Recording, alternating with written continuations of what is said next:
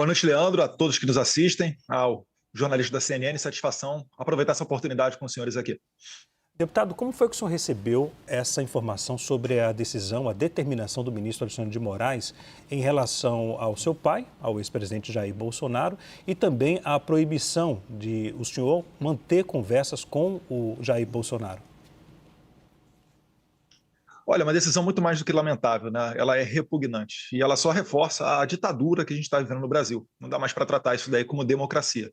O mundo inteiro, que ainda não conhecia Alexandre de Moraes, fica espantado, né? Não se vê em local nenhum do mundo uma pessoa, antes sequer de uma condenação, viver praticamente no regime semiaberto. Bolsonaro está sofrendo agora prisão domiciliar, tal qual sofreria uma pessoa que tivesse progredido para o regime semiaberto, podendo sair de casa durante o dia apenas para trabalhar. E quando se trata, né, de uma relação de pai e filho, fica mais claro ainda para todos aqueles que têm família que isso é para humilhar, para esculachar e, principalmente, depois de vir e ainda sendo embasada a decisão do Moraes, em um dos dispositivos, dizendo que ele está tomando essa decisão porque o Bolsonaro postou um vídeo do Donald Trump prestando solidariedade a Bolsonaro, isso daí fica mais claro do que nunca. Agora, o que causa estranheza é pessoas, né, que eu não consigo entender que estejam em sã consciência, achando que essas medidas vão fazer o Donald Trump recuar.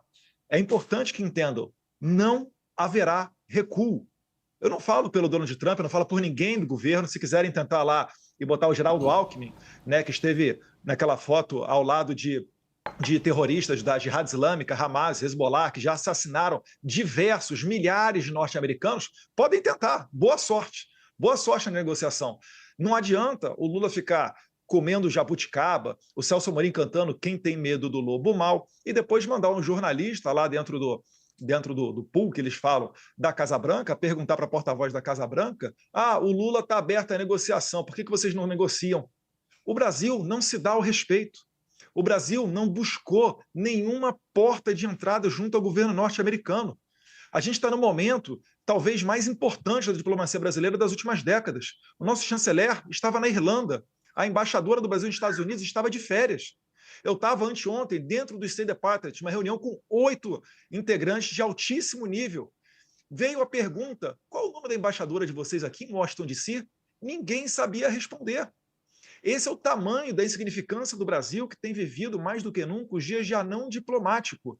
Não tem como você achar que o Brasil não vai sofrer consequências se aliando ao todo tipo de escória mundial. Então, o cenário que a gente está vendo hoje é fruto da perseguição política e de um governo acéfalo. Deputado, deixe-me chamar aqui também os nossos analistas, a Juliana Lopes e o Pedro Venceslau, que vão participar da entrevista também. Juliana? Deputado, boa noite. Obrigada por participar aqui dessa entrevista. Queria perguntar para o senhor o seguinte: a Casa Branca, em conversas com o senhor, ofereceu asilo político ao ex-presidente Jair Bolsonaro? Quando isso aconteceu? Isso foi nessa semana? Negativo. Nunca ouvi uma conversa dessa. Nunca tive conhecimento de nenhuma conversa dessa. Porque tem Eu não tenho nem o que dizer, eu não tenho nem o que dizer sobre isso. Tem algumas agências, né, falando sobre isso ter sido passado por Paulo Figueiredo também, sobre a possibilidade de asilo político. A gente falou com o ex-presidente Jair Bolsonaro aqui nessa semana e ele negou que tenha qualquer tipo de articulação. Por isso, a pergunta ao senhor se isso foi oferecido ali do outro lado pela Casa Branca. Negativo, de maneira nenhuma, isso não foi cogitado. Inclusive, né, na nossa caminhada ali dentro da Casa Branca e dentre outras autoridades, alguma pessoa de fora, né, antes de entrar lá, brasileiro, veio falando: Eduardo, posso buscar um acordo para tentar livrar só o Bolsonaro? Eu falei: negativo. O país está vivendo uma crise institucional, não é uma crise política. Eu não estou aqui para defender o Jair Bolsonaro e nunca tive nenhuma conversa com ninguém do State Department ou ninguém da Casa Branca ou ninguém dentro do Congresso Nacional visando Jair Bolsonaro. Bolsonaro, ele é só mais um dos perseguidos. É claro que tem muita notoriedade porque ele lidera o movimento. Na verdade, querem calar muitas pessoas no Brasil. O Bolsonaro, ele só está no meio do caminho. Agora, falar que houve uma investida para se botar Jair Bolsonaro em exílio, asilo, etc., eu quero saber a fonte, eu quero a cariação com essa pessoa. Deputado, essa pessoa com quem o senhor conversou é da Casa Branca? que falou... Não, negativo. É um brasileiro, pessoa que não nem tem relevância nenhuma, não é conhecida de ninguém, e veio falar que, imagine se de repente tirassem só o Jair Bolsonaro do processo. Eu falei, negativo. Nem levo para o Jair Bolsonaro isso, que isso aí está fora de questão. E também, vamos ser sinceros, não tem como fazer acordo com essa atual conjuntura aí da Suprema Corte. Se acordo desse resultado, a cartinha do Temer tinha acabado com toda a perseguição política do Brasil. Eu aprendi com Alexandre de Moraes que não se deve recuar mediante chantagem. Só que agora o Alexandre de Moraes está encontrando uma pessoa maior do que ele para bater de frente. Os Estados Unidos, Trump já entrou em disputas com o Canadá e ganhou. O Canadá fez uma lei migratória mais rigorosa. Entrou em disputa, uma política, entrou em disputa com o México reclamando da invasão de fentanil nos Estados Unidos. O México fez a maior apreensão de fentanil da sua história. O líder supremo do Irã, o Ali Khamenei, disse que não ia parar o seu projeto nuclear. Ele foi e jogou uma bomba. Os senhores acreditam que dará certo, então, Alexandre de Moraes, tendo o respaldo, tendo como coadjuvante Lula, para conseguir fazer o Trump recuar? Pelo amor de Deus, as elites brasileiras têm que bater na porta correta. Os senhores são responsáveis por permitir também, em boa parte, não somente, mas por permitir que o Lula estivesse aí no poder. Muita gente apoiou o Lula. Chegou a hora de vocês passarem a fatura de dizer, olha, eu não quero que o Brasil vire uma Venezuela. Muitos aloprados especialistas já falaram que topam. Não, por mim, pode mandar a tarifa, o Brasil não pode baixar a cabeça. Eu quero saber dos senhores, que têm boa parcela de poder nacional, se os senhores concordam com isso que está acontecendo ou se vão segurar a Alexandre de Moraes. Pedro Venceslau tem uma pergunta também. Pedro? Deputado, as pesquisas mostram que depois da tarifa, o presidente Lula recuperou popularidade. Eles estão fazendo uma campanha grande nas redes sociais, conseguiram um engajamento que não tinham antes. Isso também aconteceu no Canadá, citado pelo senhor, também aconteceu no México. Sempre que Donald Trump entrou em ação, ele acabou ajudando a recuperar a popularidade ou a dar popularidade para esses presidentes. O senhor não acha que que está acontecendo isso exatamente no Brasil? Quer dizer, que há uma rejeição muito grande a essa decisão de Donald Trump e que isso está beneficiando o governo e o presidente Lula?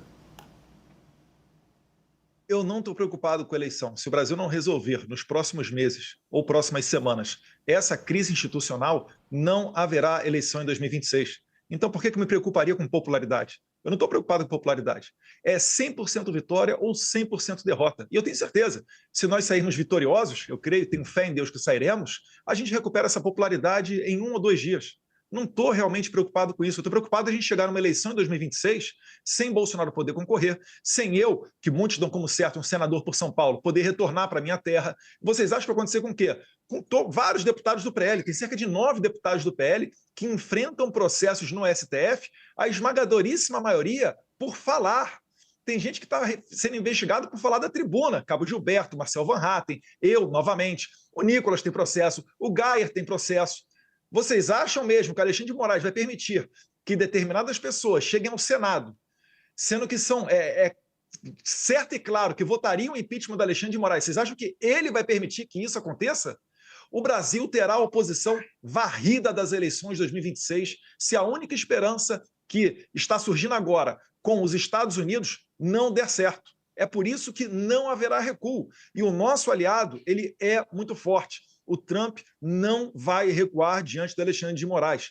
Perfeito. Se houver o cenário de terra arrasada, pelo menos eu estarei vingado desses ditadores de toga. Agora, deputado, o senhor vem sendo pressionado tanto por parlamentares daqui do Brasil, da direita, como também por empresários, para tentar convencer o presidente Donald Trump a voltar atrás e derrubar esse anúncio do tarifaço? Algumas pessoas falaram comigo, obviamente preocupadas naturalmente com as tarifas. É óbvio que não é o cenário desejado. Eu, desde o começo, sempre advoguei por sanções individuais contra o ministro Alexandre de Moraes, mas essas tarifas são a única novidade que estão fazendo o sistema repensar. É a única alternativa e fio de esperança que nos resta. Então, eu não tenho como criticar o Donald Trump. Se ele escolheu, dentre as cartas que tinha à sua mesa, a tarifa, isso daí, enfim, lamento que o povo brasileiro inteiro possa vir a pagar essa conta. Mas também a nação tem que entender que não se dá os mesmos privilégios, né, da sociedade livre, não são dados a ditaduras. O Brasil, o Trump chamou de regime e chamou acertadamente. No Brasil, as instituições já não funcionam mais com normalidade. Você vê só, o Congresso é incapaz de derrubar um decreto de IOF do presidente da República. Isso daí mostra uma total disfunção. Isso é típico de ditadura. Na Venezuela, o STF de lá fechou o Congresso Nacional. No Brasil não precisa fechar, porque o Alexandre de Moraes já está dando as cartas, vai fechar para quê? Então, esse é o tipo de regime que nós estamos vivendo hoje. E regimes são sancionados, regimes são tarifados, pessoas perdem os seus bens. E eu quero crer, né? Eu rezo a Deus para que a elite brasileira pressione o Alexandre de Moraes, porque uma das possibilidades que pode chegar a vir é o desligamento do Brasil do sistema SWIFT, que é essencial nas transações internacionais. O Trump fez isso com o Irã, fez isso com a Rússia. Se fizer com o Brasil, isso vai causar uma pancada muito maior do que a tarifa Moraes de 50%. Eu não quero chegar nesse ponto. Eu não quero chegar numa eleição de 2026, onde você já pode extrair e concluir que o Trump não reconhecerá uma eleição sem a participação de Jair Bolsonaro. Como é que ficará o Brasil no cenário internacional? As pessoas não estão entendendo que quando eu falo que as próximas semanas são decisivas, não é algo da boca para fora, não é algo de uma mente ideologizada.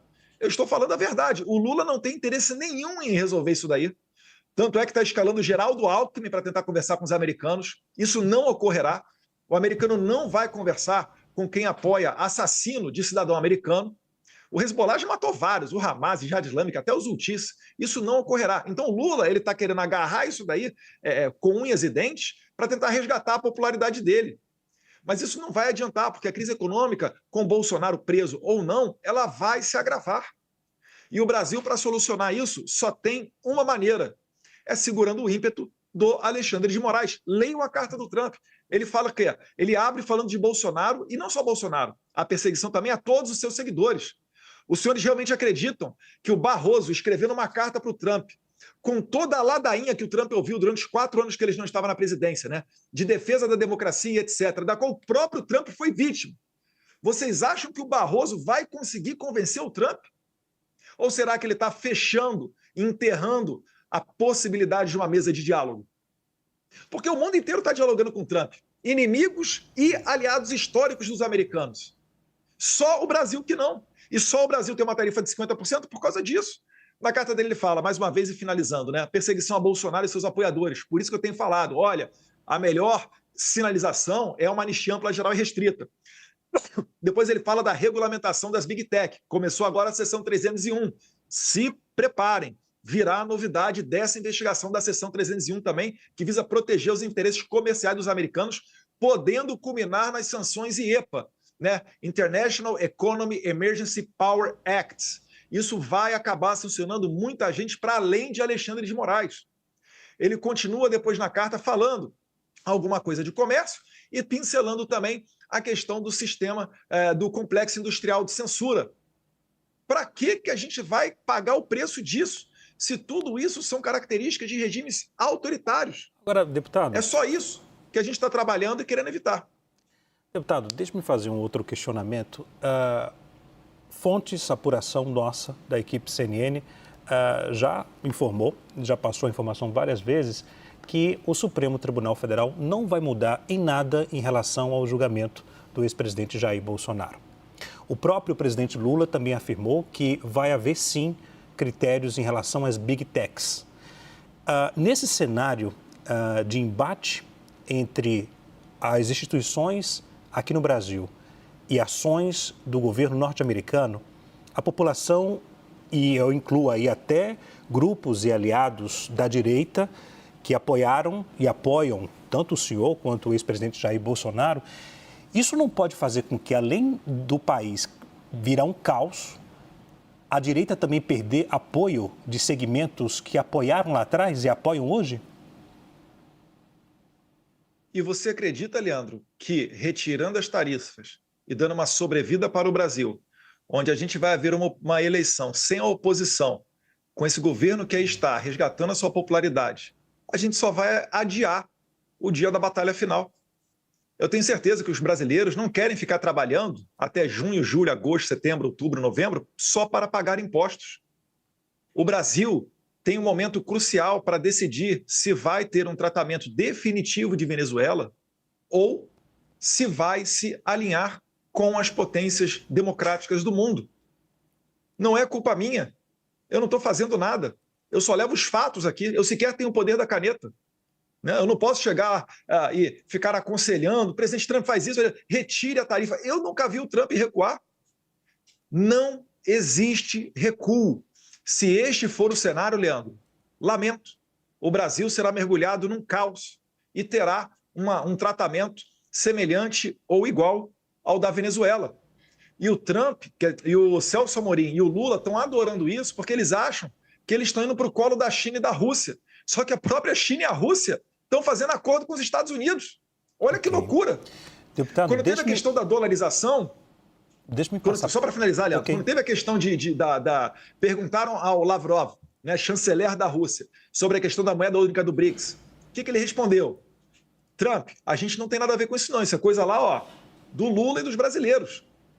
Ninguém bate de frente com Trump, não será a Moraes que conseguirá fazer esse feito. Juliana? Deputado, queria puxar por um gancho do que o senhor já falou aqui sobre não termos eleições aqui no Brasil em 2026. Isso está sendo articulado pelo senhor? O senhor conversou com os integrantes do governo americano sobre isso? O que pode acontecer? Inclusive, mais sanções estão por vir? O que o senhor está entendendo que vai acontecer aí de fora? Eu acho o seguinte, para quem acompanha minimamente os posicionamentos dos Estados Unidos e também do presidente Trump, consegue enxergar esse cenário facilmente. Eles não reconheceram a eleição da Venezuela, por quê? Maria Corina Machado não pôde participar, a principal líder da oposição. Depois o Maduro vai e sem uma auditoria, né, até porque a Maria Corina Machado conseguiu comprovar, através de uma auditoria paralela, que ela venceu com mais de 60% dos votos. Né? Ela e o Edmundo Gonzalez, né? Porque ela não pôde participar, o Edmundo Gonzalez foi o seu preposto. Mas ela comprovou que venceu, o Maduro recorreu ao seu TSE, o TSE saiu de uma salinha dizendo, olha, saímos da sala aqui agora de apuração, 51% dos votos a favor do Maduro. A eleição brasileira, ela tem tudo para ser esse tipo de eleição. Os Estados Unidos não vão reconhecer, o Trump já falou que o Jair Bolsonaro está sofrendo uma perseguição, que ele é uma pessoa honesta. Ora, meu Deus do céu, ele está sendo acusado de um golpe de Estado, e eu também agora. Está claro para todo mundo que esse processo de golpe, essas investigações, elas são abertas só para o Moraes selecionar quem ele vai pegar.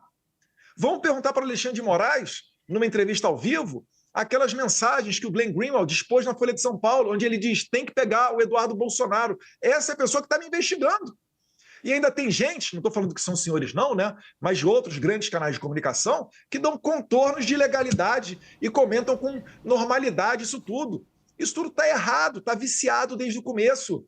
Nós somos pessoas honestas, não tem nada que pese contra nós. Pessoas velhinhas, que nunca pisaram numa delegacia, tratadas como terroristas, num golpe, sem apoio da polícia, sem apoio das Forças Armadas, num domingo de janeiro. O próprio Moraes estava de férias lá em Paris, Bolsonaro estava nos Estados Unidos. Impossível dar golpe, mas ainda assim querem colocar isso adiante para tirar o líder da oposição da eleição do ano que vem. Isso não tem como dar certo. Eu tenho certeza, se a gente chegar nesse nível, o Brasil não terá as suas eleições reconhecidas em 2026. Pedro? Deputado, o senhor está falando de uma eleição sem oposição.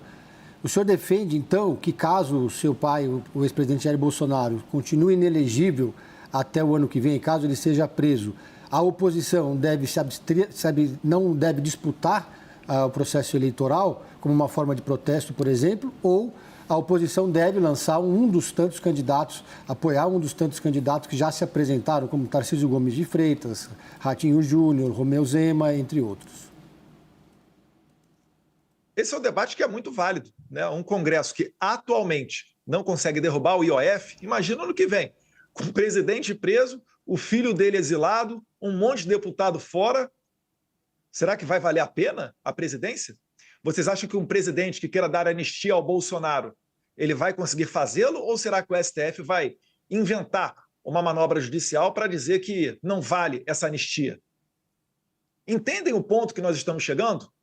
Bolsonaro, né, o Brasil já viu várias pessoas serem anistiadas. Numa das anistias da Dilma Rousseff, ela livrou o Zé Dirceu e o José Genuíno. Quando o Bolsonaro foi dar uma anistia para o Daniel Silveira, aí não vale. Não tem como você confiar nesse sistema. Esse sistema está podre. O Brasil está tendo uma crise institucional.